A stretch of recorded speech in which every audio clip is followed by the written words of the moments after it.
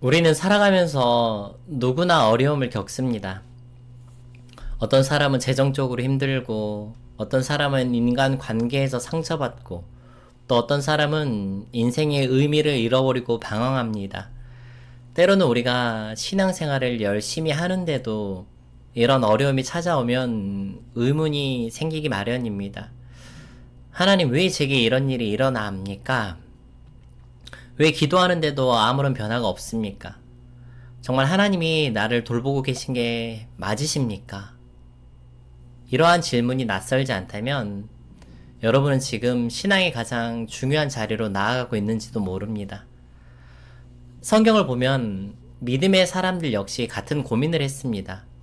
다윗은 광야에서 숨어 지내며 하나님 어찌하여 나를 버리셨나이까 라고 외쳤었고, 욥은 자신이 이유 없이 고난을 당하는 것 같다며 하나님께 하소연했습니다.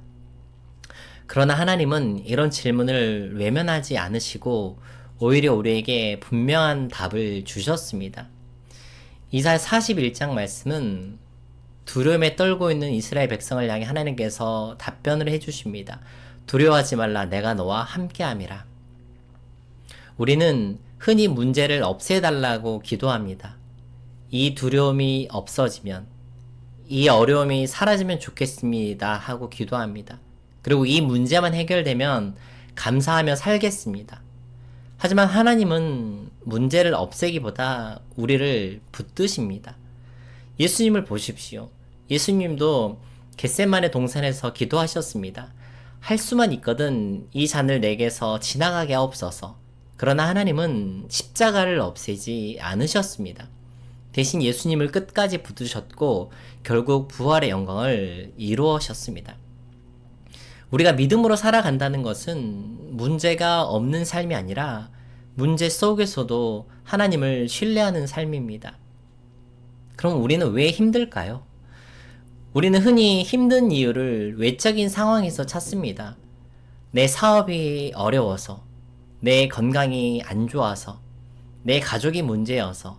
그러나 우리가 정말 힘든 이유는 내가 혼자라고 느껴질 때, 버림받은 것 같을 때입니다. 이스라엘 백성이 광야에서 원망했던 것도 그러합니다. 물이 부족해서 원망하고 음식이 없어서 불평한 것 같지만 그들의 진짜 두려움은 하나님이 우리를 버리신 것이 아닐까 하는 불안이었습니다. 사탄이 우리를 흔드는 방법도 마찬가지입니다. 하나님이 너를 사랑하시면 왜 이런 일이 생기겠어? 너는 기도해도 소용없잖아. 네가 버림받았다는 증거야. 그러나 성경은 분명히 말합니다. 내가 너와 함께함이라.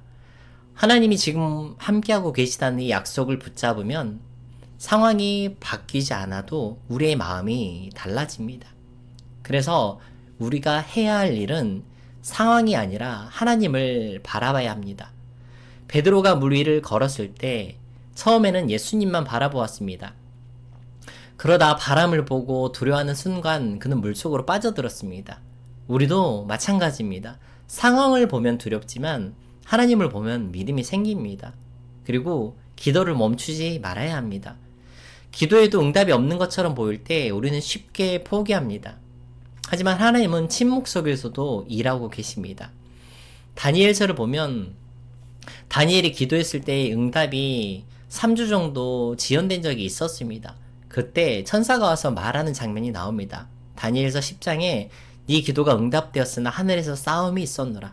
우리는 하나님의 응답이 보이지 않으면 낙심하지만 보이지 않는 곳에서 하나님 우리의 기도를 듣고 계시는 것입니다.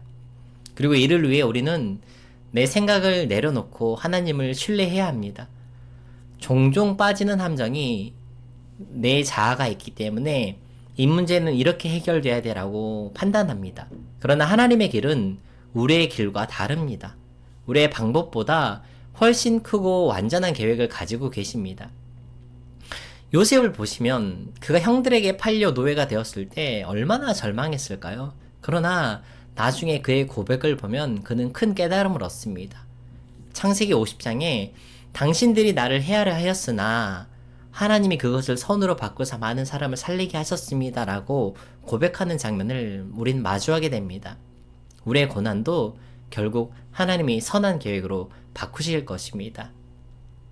힘들 때 우리가 기억해야 할 것은 하나님이 함께 하십니다. 그리고 기도를 멈추지 말아야 합니다. 응답이 보이지 않아도 하나님은 일하고 계시기 때문입니다. 하나님을 신뢰해야 합니다. 내 방법이 아니라 하나님의 방법이 훨씬 크기 때문입니다. 우리가 흔들릴 때, 낙심할 때 반드시 기억해야 할 것은 하나님은 지금도 우리를 붙들고 계시다는 것입니다. 그러니 낙심하지 마십시오.